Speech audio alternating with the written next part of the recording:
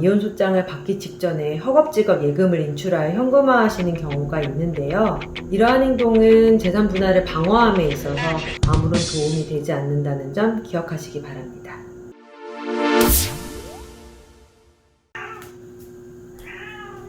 안녕하세요. 법무법인 비전의 정문희 변호사입니다. 날씨가 많이 쌀쌀해졌죠? 환절기 건강에 유의하고 계시나요? 오늘은 이혼 상담 시 가장 많이 물어보시는 질문 중 하나인 재산 분할에 대해서 살펴보도록 하겠습니다. 요즘 많은 분들이 재테크에 관심을 가지고 계셔서 다양한 분야에 적극적으로 투자를 하시는 경향이 많은데요.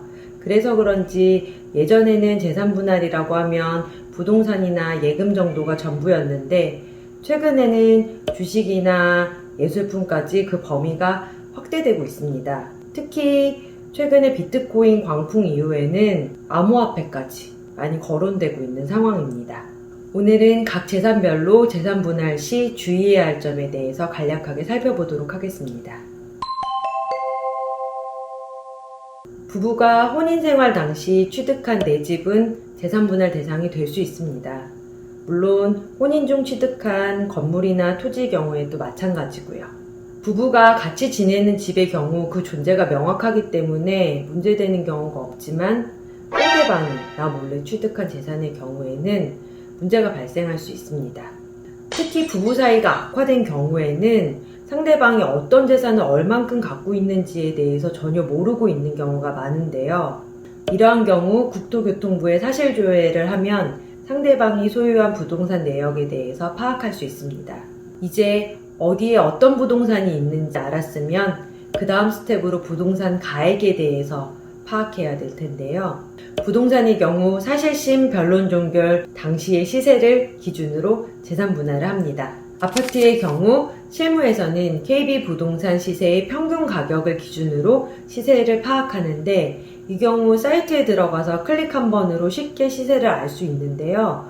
그 이외의 부동산의 경우에는 조금 복잡한 과정을 거쳐야 합니다.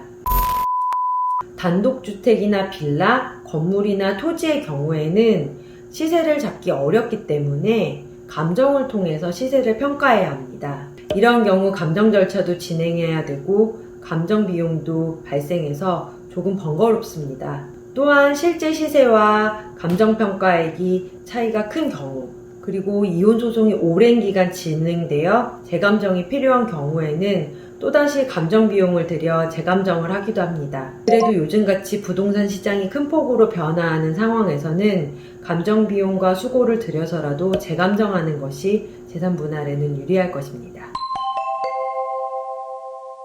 기본적으로 성인이라면 은행 계좌나 보험은 한두 개 정도 가지고 있기 마련인데요. 이러한 경우에도 상대방이 정확하게 어떤 은행에 얼마만큼의 적금을 어떤 보험회사에 어떤 종류의 보험을 들었는지는 파악하기 어려운 게 사실입니다.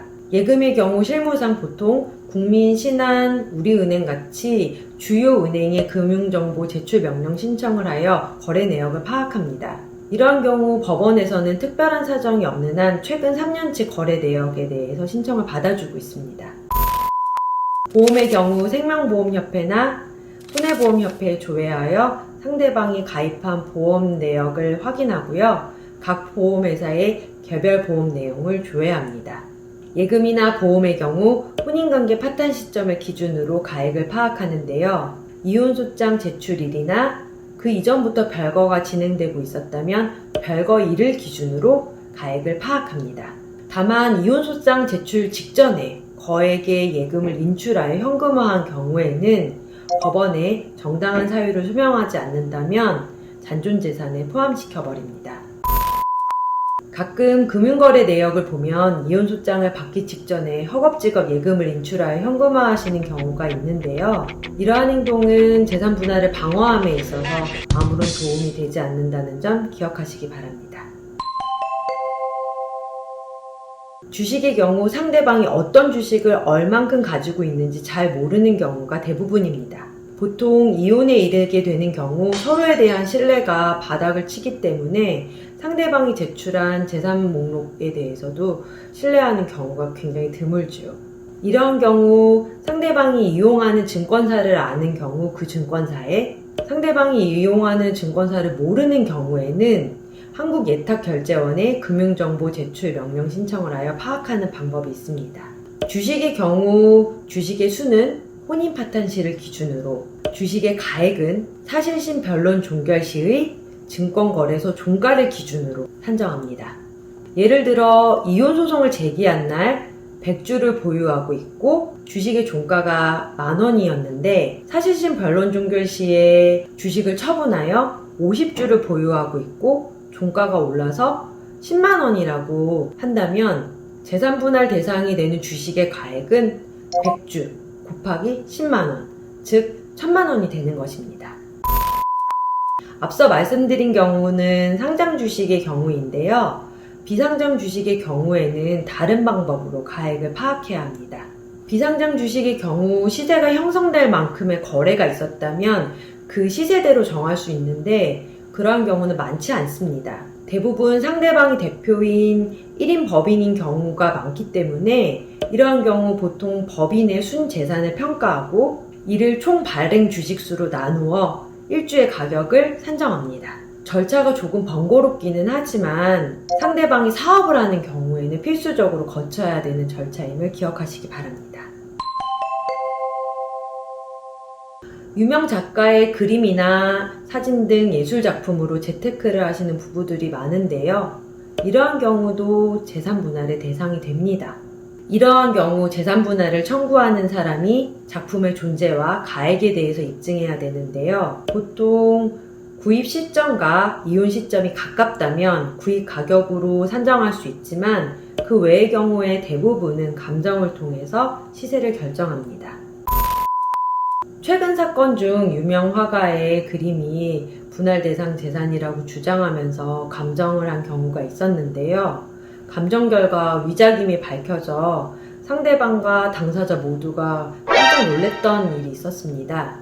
그래도 유명 작가의 작품은 시간이 지날수록 그 가치가 높아지는 경우가 대부분이기 때문에 작품을 소유하고 계시다면 분할 대상 재산으로 고려해 보시기 바랍니다.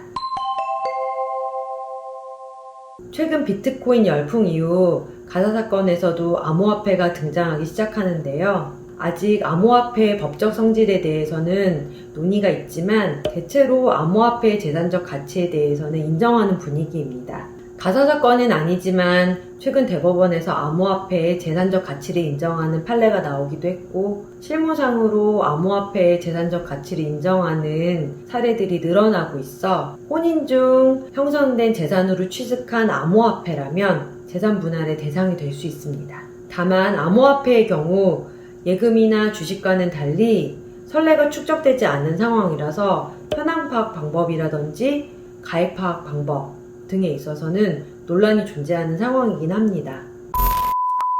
암호화폐의 경우 금융정보 제출 명령 신청을 통해 그 거래 내역을 파악할 수가 없기 때문에요. 상대방이 거래하는 암호화폐 거래소를 아는 경우에 암호화폐 거래소의 사실조회를 통해서 내역을 파악할 수는 있습니다. 다만 상대방이 거래하는 암호화폐 거래소가 어디인지 모르는 경우 또는 암호화폐 거래소에서 사실조회 회신을 주지 않는 경우에는 그 내역을 파악함에 있어 어려움이 있을 수 있습니다.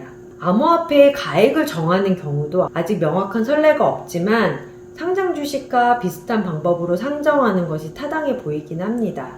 즉 암호화폐 수의 경우에는 혼인 파타시를 기준으로 암호화폐의 가액은 사실심 변론 종결 시 기준의 시세로 파악하는 것이 옳아 보입니다.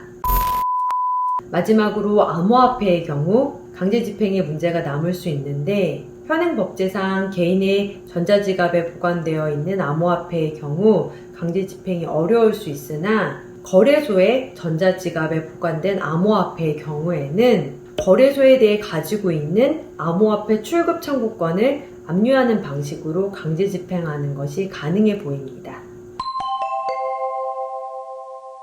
오늘은 각 재산별로 재산 분할을 함에 있어 주의할 사항에 대해서 살펴보았는데요. 부부가 오랜 시간 동안 공동으로 형성한 재산을 파악하고 나누는 일이 결코 쉬운 일은 아닙니다. 놓친 재산은 없는지 꼼꼼하게 살펴보아서 공평한 재산 분할이 될 수 있도록 최선을 다하시고 도움이 필요하시다면 전문가의 도움을 받는 것도 추천드립니다.